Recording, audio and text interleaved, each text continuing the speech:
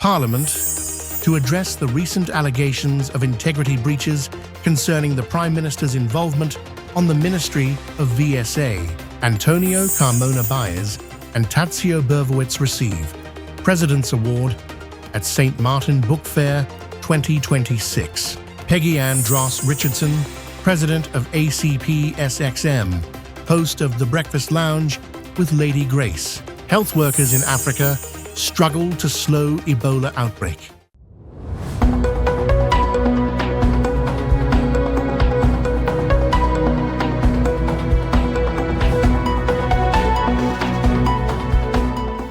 From the island, St. Martin, this is SXM Daily News for June 10th, 2026. Continuation of the urgent public meeting of Parliament to address the recent allegations of integrity breaches concerning the Prime Minister, Dr. Luc Mercelina, speaking in the House of Parliament on the involvement in the affairs of the Ministry of Public Health, Social Development and Labour VSA on Wednesday, June 10th, 2026. I will start with MP Otley. His first question is, did a tender go out for the position of a legal professional? Actually, he said, did a tender go out for that position? But just for us to be informed about what he meant is for the legal professional in legal affairs. And of course, did any job vacancy go out publicly, or was this person just hired into YZ and Way? The answer to the first question is, it is noteworthy to mention that there is no tender requirement, I repeat, there is no tender requirement for the filling of position in government, or in this case of legal affairs. There was a job vacancy and hiring went in accordance with the procedures assisted by the Department of P&O. The second question of MP Otley. The MP mentions that he was the Minister of VSA and the Prime Minister did mention Article 3 correctly. It is of the discretion of the Minister that the Prime Minister was the acting Minister, and while you held authority, did you consult with the Minister of VSA before taking such decision? The MP mentions that he was also the waarneming, the acting for many other ministries, and before taking decisions that would reverse the ministry's decision, he would consult with the sitting minister. So his question to me is, did the Prime Minister, as acting Minister of VSA, did he consult the Minister of VSA while he took his decision? The answer is no. I did not consult with the Minister. However, it is important to note that the signing of the advice and the memo recording my justification for the signing of NEET Accord are both dated November 8, 2024, before Minister Brug came into office. So this, what we're discussing, is even before the tenure of Mr. ex-Minister Brug. The advice was brought to me by the Cabinet of VSA for signing, and as I was the acting Minister of VSA at the time, I decided to sign this advice.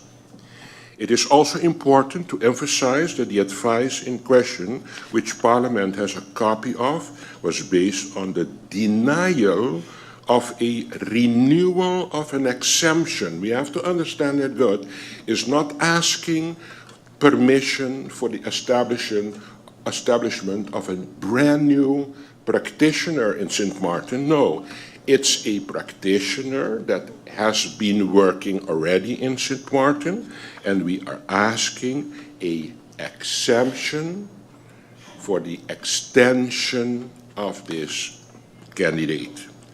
It is also important to emphasize that the advice in question, which Parliament has a copy, as I said, was based on the denial of a renewal of an exemption, not the provision of an exemption. It's not so, please provide us with an exemption. No, please provide us with a extension that existed already of a exemption.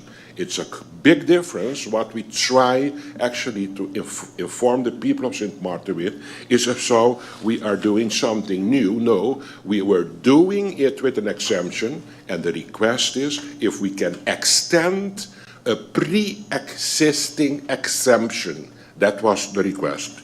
Meaning that the doctor in question had previously had an exemption granted already. So it's not a new candidate that comes to work in St. Martin. No, they're asking me as the acting minister, Minister, can you agree for us to extend a pre-existing extension? So that is something completely different. The first exemption was actually granted on February the 3rd, 2022, during the term of the former Minister of VSA, MP Otley. I heard a statement through Madam Chair, also from the Prime Minister on his radio interview the other day, and I want to be very clear to the people of St. Martin, and I don't want, and I'm hoping that the Prime Minister isn't trying to misspeak. The Prime Minister is stating, Madam Chair, that the former Minister of VSA he extended what was already there. So my question to the Prime Minister, Madam Chair, is, was the person already practicing as a GP, or were they working in a medical center as a floor operation person? So, because you're saying you extended it. You didn't extend their position and what they were practicing. So be very clear to the people of St. Martin, Prime Minister. The function in which the person is evaluated in is as a general practitioner. So when you have the case in front of you, you're going to ask yourself, what is the credentials of this candidate? So it's a general practitioner. So this doctor today is still a general practitioner. And as I said, and I will come back on that, there are a lot of general practitioners that function in the hospital, but also outside the hospital. But I'm going to give you now further the document that I have here for you, in which we are actually having some doubt about the judgment of this acting minister of VSA about the extension of the exemption, while the same extension of exemption was given the 3rd of February 2022. So it's just for you to know that it's nothing new that I'm doing, and I'm going to add to it correctly the former minister that I'm going to add to it correctly gave the extension of the exemption. So I'm not criticizing him on his judgment to give the extension of the exemption. Absolutely not, because on the base of how he decided to give the extension on the exemption, that is the same that I did it for this doctor. Peggy Andros Richardson, President of the Association for Consumer Protection, St. Martin, ACP SXM, was formally incorporated on May 29, 2026. We are now actively engaging in petitions, surveys, public outreach, and formal actions to protect consumer interests across St. Martin. Speaking with Lady Grace, the hosts of The Breakfast Lounge on PJD2 Radio, 102.7 FM, 1300 AM, which is the voice of St. Martin. Who is the founder and the members of this ACP SXM? The founder Guilty. is, and I love that you asked that question, because I don't know why people think I came with this idea. I actually did not. Solange Apon is 100% the brainchild behind this. Yes. 100% the founder. Talk your thing. I literally hijacked Peggy and on her way out of the government building as I was going into the government building. After seeing the situation that we were going through and thinking about it, I said, we need to do something. And I walked into the government building. Peggy Ann was coming out of the government building, and it just clicked. I said, we need to talk, and we need to talk about this situation.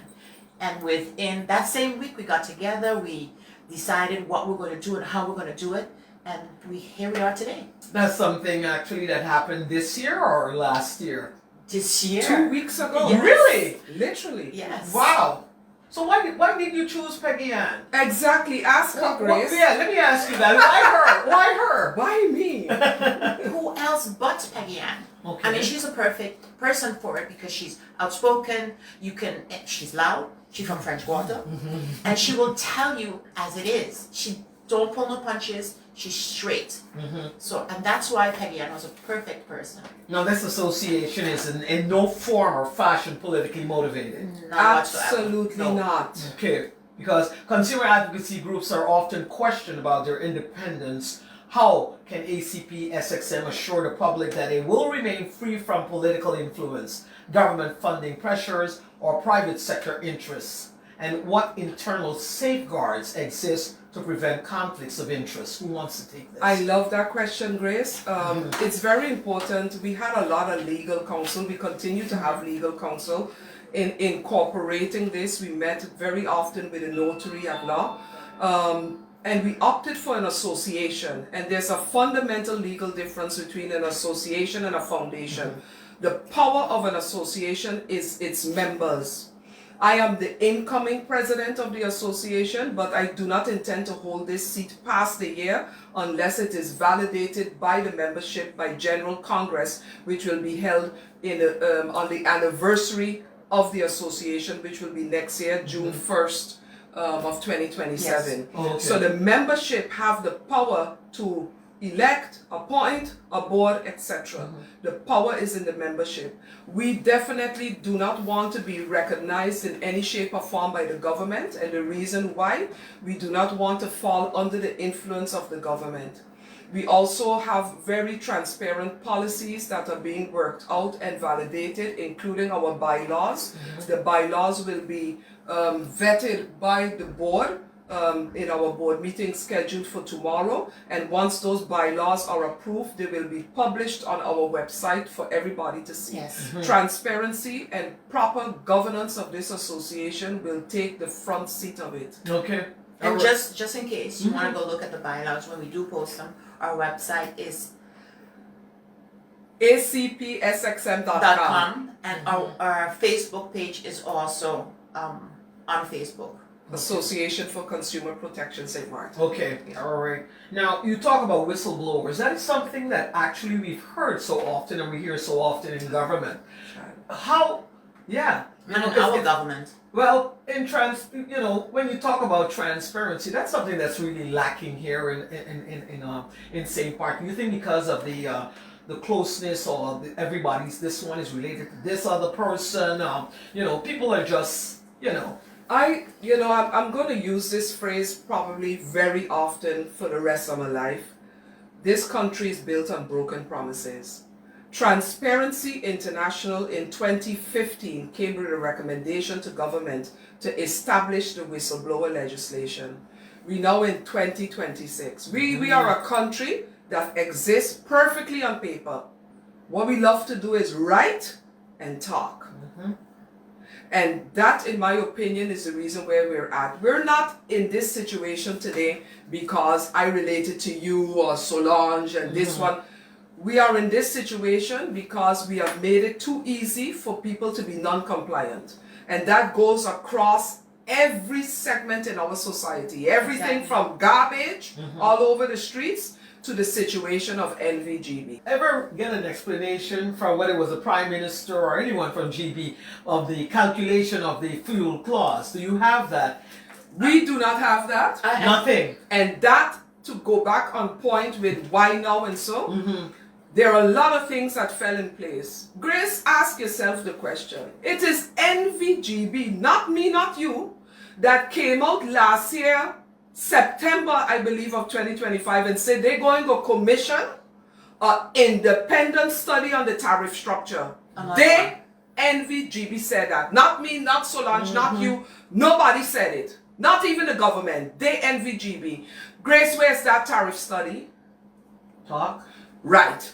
So now, you NVGB didn't execute the tariff study, or you didn't come out and tell us breakdown specifically.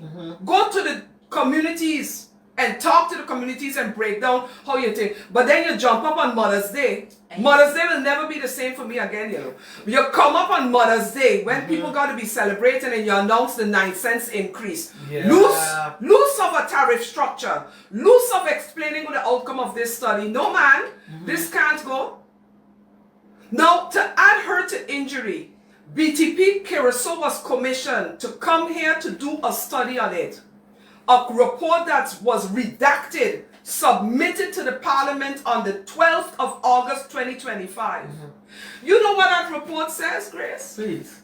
That report says that we as consumers were overcharged between the period of 2022 and 2024 in fuel costs to the tune of 12.6 million guilders. Wow. You know what that is per consumer? Give or take 650 guilders GB owe me. Wow. Listen, Grace, nothing I speaking here is secret, you know. It's This all is public. out. It's all public. This is all out. So Right. my question is, and then people like to talk, and I agree with people that, hey, you know, why is it not government fault? Why you not going for soul? Yeah. Right now what we doing is we playing the game of bowling.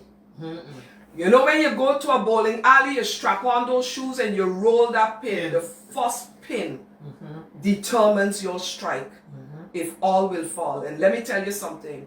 When this association rolls that ball and we strike that first pin, it's going to be game over. Because at the end of the day, Grace, NVGB must be brought to reckoning. It's supervisory board. You're attacking Goliath here, basically. And we ready. Okay. Because I for sure, if anybody know me and Miss Upon, I don't get tired. I just go the long haul. And when you think I give up, I'm going through.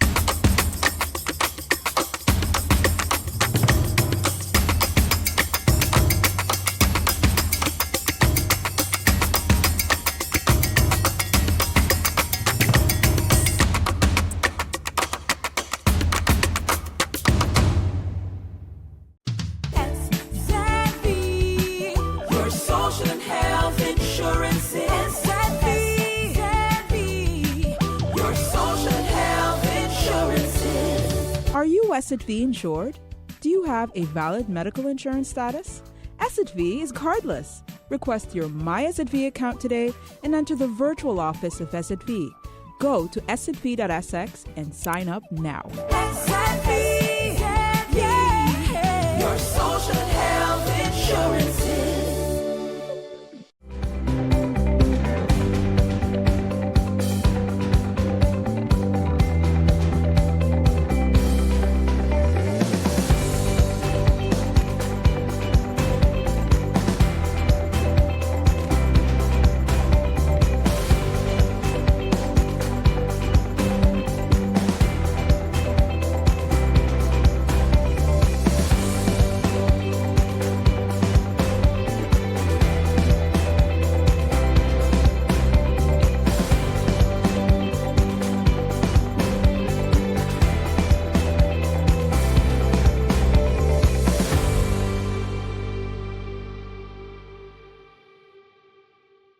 Antonio Carmona Baez and Tadzio Berwowitz received the President's Award at the 23rd edition of the St. Martin Book Fair on June 6, 2026.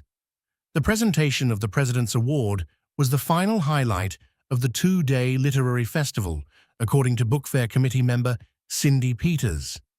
Antonio Carmona Baez, President of the University of St. Martin, USM, was present to accept his award at the USM campus, where the fair's annual main book launch and closing ceremony was held.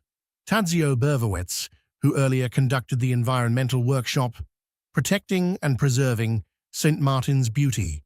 Sualigans We Need You was unable to attend the ceremony because of a family commitment, Peters said.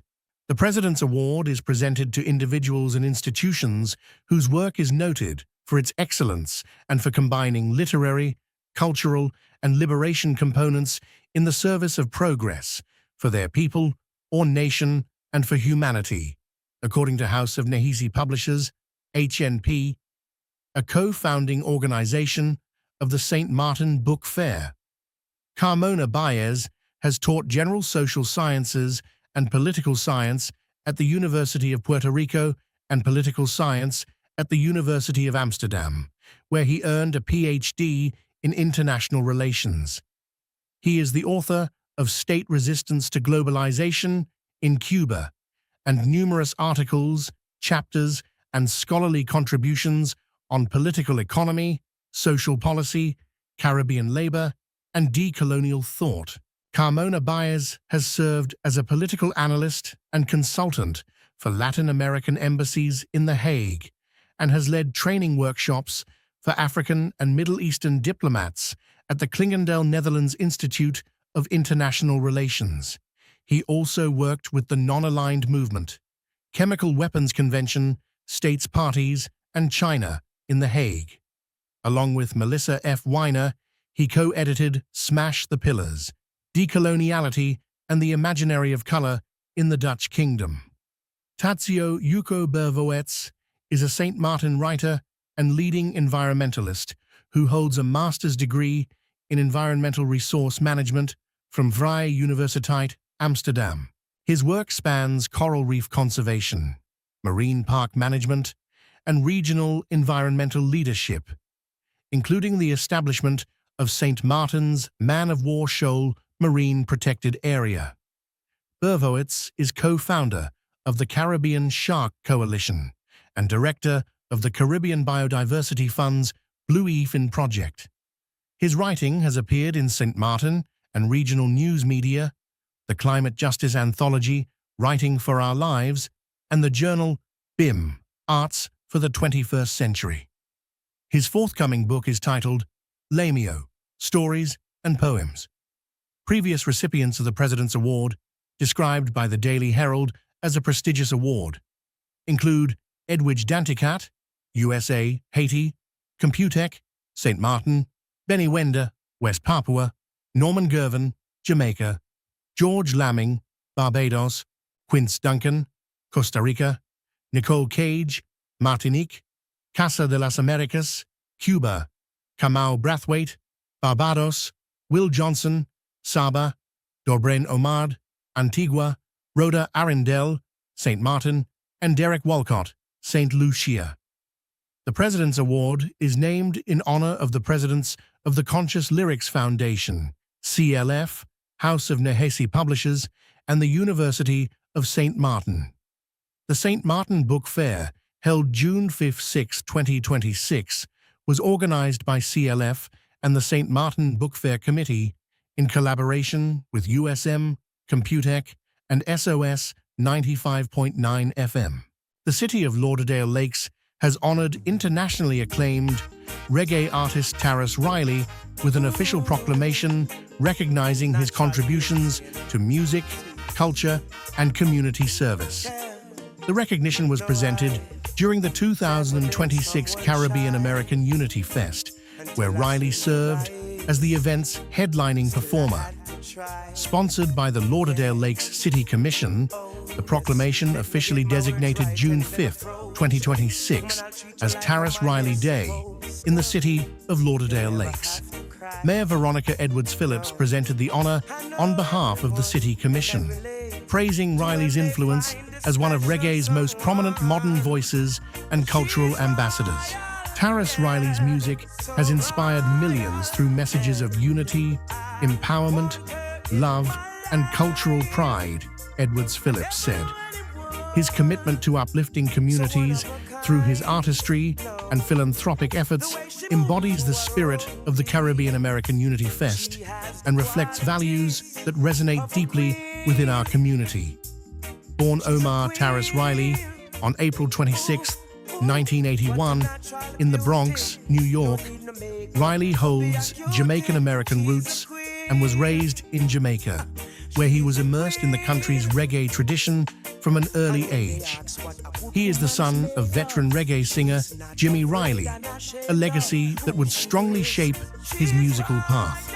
Riley made his recording debut as a teenager and released his first album, Challenges, in 2004, marking the beginning of a career that would see him emerge as one of reggae's most consistent contemporary hitmakers.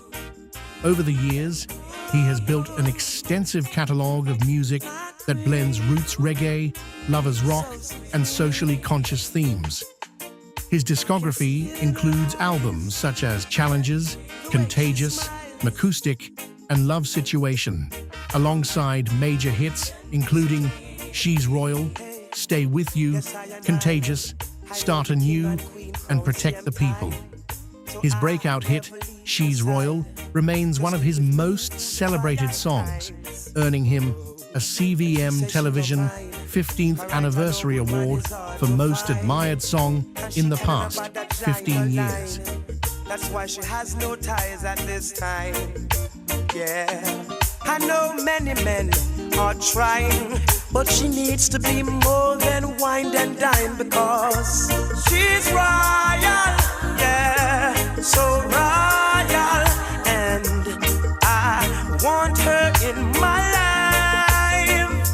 I never knew anyone so divine. The way she moves to her own beat, she has the qualities of a queen, so supreme. A new documentary on soca heavyweight Machel Montano offers an inside look at the performer's 4-decade career, tracing his evolution from child prodigy to one of the Caribbean's most globally recognized cultural figures. Like Our Boss, Journey of a Soca King, Machel Montano is now available for digital release and centers heavily on the 2015 Carnival season in Trinidad and Tobago, a period the film frames as a defining moment in the artist's trajectory. During that time, Montano dominated the cultural circuit with his hit Like Our Boss and a tightly packed schedule that saw him deliver 16 performances in 7 days. The documentary opens with his flagship Machel Monday concert at the National Stadium, Trinidad and Tobago, which drew more than 25,000 fans and set the tone for a relentless week of performances across the region.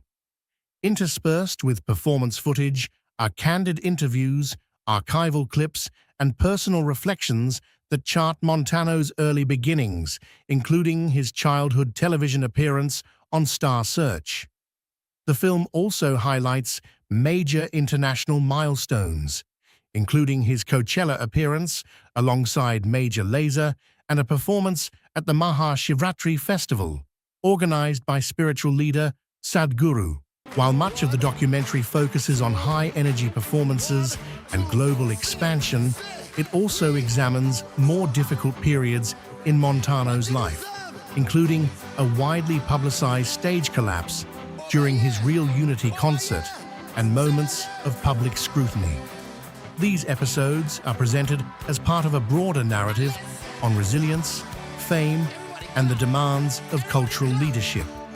Positioned as both biography and cultural commentary, the film portrays Montano not only as a performer, but as a key figure in the internationalization of soca music. It frames his career as one defined by endurance, reinvention, and a sustained effort to push Caribbean music onto global stages. Like Our Boss ultimately reads as a celebration of Caribbean creativity and ambition, spotlighting an artist whose influence continues to shape the genre well beyond the carnival stage. Marshall's the king of soca, and that's just is what it is, and that's how it's gonna be. There's no question. Like a Boss is the biggest song in Trinidad. You know, my depression was deep. Patrons in the area say that the area was overcrowded. The stand was just crumbling. Marsha Montano found guilty today. I broke down, almost thinking that I'll do harm to myself. Listen, my goose, who's from Trinidad, says that you are the biggest thing going in soca. When you're on top, they're gonna come for you. Yeah, Commander, please tell the drum major to have the troops in place and ready for parade. So I was like, okay, yeah, I'm gonna go out like a boss. From this point on, it's gonna be different, but let me just do it like a boss this year, you know, and really bring all the excitement.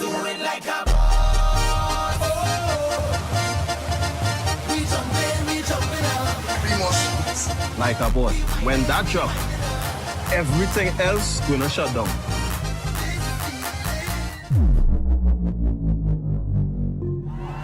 I, as a minister of the gospel, do pronounce you man and wife. I love you more. I came to learn that, you know, it was in front of an audience of 140 million people online.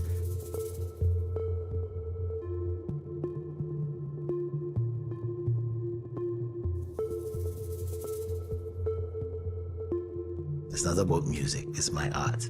The art of being Marsha Montano.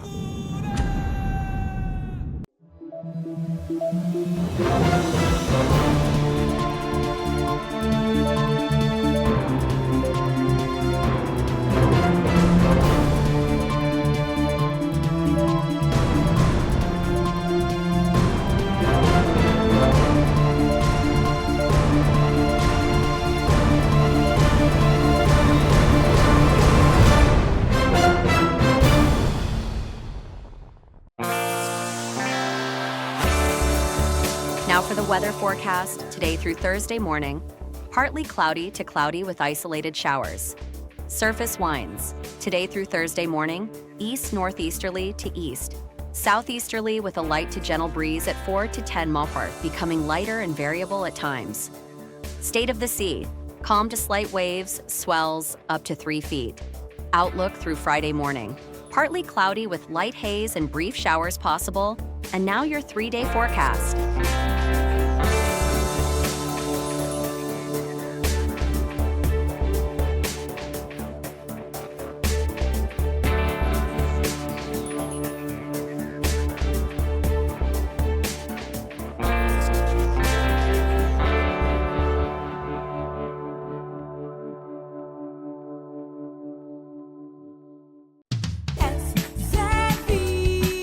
Your social and health insurance is your social and health insurance. Are you SXV insured? Do you have a valid medical insurance status? SXV is cardless. Request your My SXV account today and enter the virtual office of SXV. Go to sxv.sx and sign up now. Your social and health insurance is.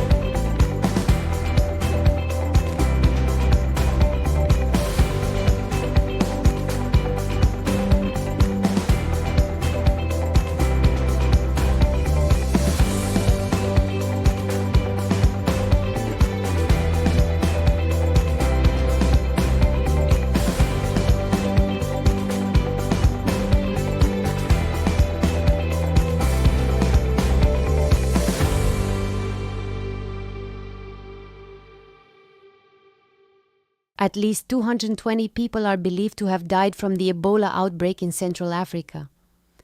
The World Health Organization says that it is spreading so quickly that response efforts are struggling to keep pace. The epicenter remains in the Democratic Republic of Congo, where mistrust of health authorities is complicating efforts. Jeff Bennett discussed more with Dr. Celine Gunder of KFF Health News. At least 220 people are believed to have died from the Ebola outbreak in Central Africa, with suspected cases now nearing 1,000. The Director General of the World Health Organization warned the outbreak is spreading so quickly that response efforts are struggling to keep pace. The epicenter remains in the Democratic Republic of Congo, where deep mistrust of health authorities is complicating containment efforts. Funerals organized by the Red Cross teams are now taking place under military and police escort after several healthcare facilities were attacked in recent days. Here's how one Red Cross volunteer described the resistance she's encountered. We've come to tell the people of Bibo Kolomani that the disease is here. Unfortunately, we're facing resistance, and some people want to stone us, but we're not going to give up. We're continuing to tell them that the disease is here. Some accept it and others don't.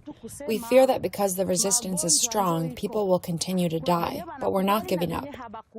For more on the outbreak and efforts to contain it, we're joined now by Dr. Celine Gunder, editor-at-large for Public Health at KFF Health News. Thanks for being with us. My pleasure. You were on the ground back in 2014 during the Ebola outbreak in West Africa. As you watch this outbreak unfold, what stands out to you most about the response? You have many of the same conditions that we saw during the 2014 to 2016 West African epidemic. So again, we have no vaccine, no specific treatment, which at the time was the case with that species of Ebola. We're seeing delayed detection in part because of difficulties with contact tracing, a healthcare system that is dysfunctional, cross-border spread in part by migrant workers. On top of that, you have armed conflict. You have these militants backed by the Rwandan government in much of the affected area. You also have refugee camps in southern Sudan. And Kampala, where we've seen some of the cases in Uganda, is a major travel hub. So you have all of the conditions ripe for a huge epidemic. And you've raised concerns about the cuts to USAID at a moment like this. Walk us through the practical impact, the capabilities, the staffing, the response infrastructure that is potentially undermined by a lack of funding. So a key number here is 1 in 5.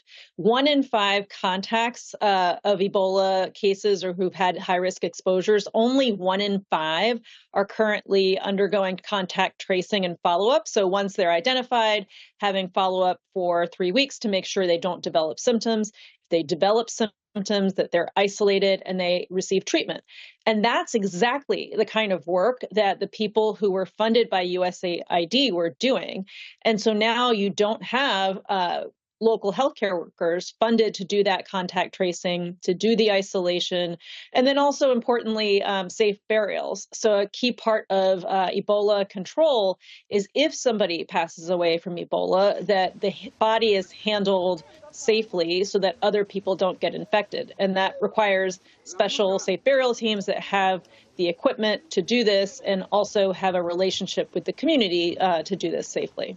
You mentioned the cross-border spread of Ebola. What should people understand about the risk beyond the region? Well, I do think we're going to see a very large regional outbreak. We may see some sporadic cases outside of the immediate region. I don't think for a whole host of reasons that we're going to see sustained transmission outside of the region. Our level of infection control in healthcare facilities is much higher in Western health facilities. We also have better water, sanitation, and so forth. So I don't think you're going to see that kind of explosive spread outside of the region, but we may see some sporadic cases. And researchers at the University of Oxford, as I understand it, are testing a next-generation Ebola vaccine using technology similar to what was used during the COVID pandemic. How promising does that appear at the moment? This is still very early stage, and I'm not aware of anything that is ready for human clinical trials at this stage.